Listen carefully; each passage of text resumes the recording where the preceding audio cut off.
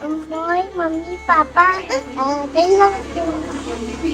Good morning guys, কি খবৰ আপোনালোকৰ? আশা কৰিছোঁ ভালেই আছে। জাস্মিন মিনি ব্লগৰ পুনৰ অন্য এটি নতুন মিনি ব্লগলৈ আপোনালোকক সকলোকে স্বাগতম জনালোঁ। ৰাতিপুৱা ব্ৰেকফাষ্ট কৰি ল'লোঁ, তাৰপিছতে ঘৰৰ কাম কাজবোৰ আজি সোনকালে কৰিলোঁ। এইটো বছৰ যিহেতু একদম বেয়াই গৈছে, আজি যাম কালি যামকৈ থাকিয়ে গ'ল, দিদিহঁতৰ ঘৰত যোৱাই নহ'ল। গতিকে আৰমানৰ স্কুলো খুলিব আজি। আকৌ আমি দুয়োটাই প্লানিং কৰিলোঁ যে গৈয়ে আহোঁ। 11ত আৰমানৰ স্কুল খুলিব দেই।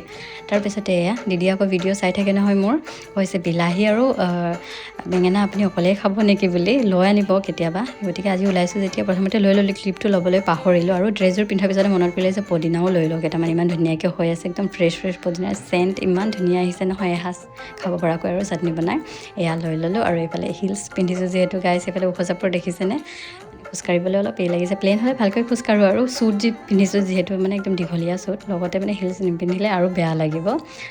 সেইকাৰণে আৰু বেছিভাগ মই কমফৰ্টেই পিন্ধোঁ দেই।